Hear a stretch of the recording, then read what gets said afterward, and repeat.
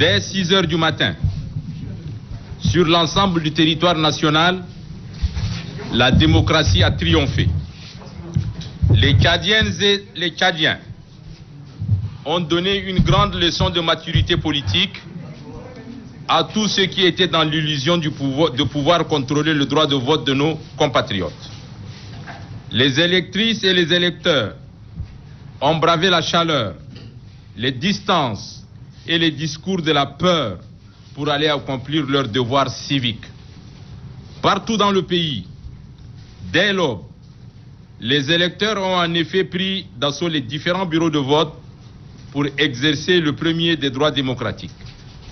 Ce signal politique très fort, envoyé par les Tchadiennes et les Tchadiens, doit interpeller tous les adeptes du chaos qui enchaînent les échecs.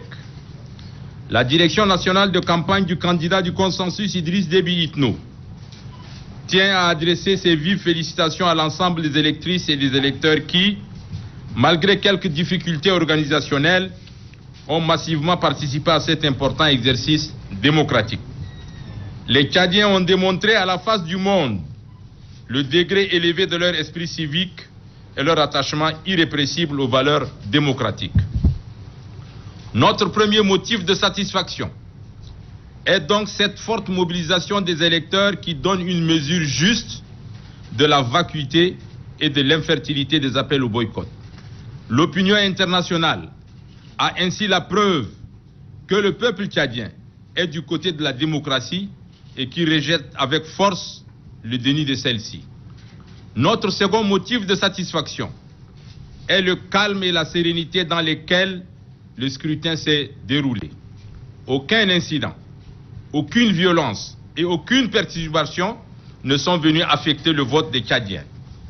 Nos compatriotes ont su déjouer les pièges de la division et du désordre. Les Tchadiens ont ainsi démenti par ce comportement responsable les prévisions noires, rêvées et planifiées par certains acteurs politiques qui promettaient une élection dans des mares de sang.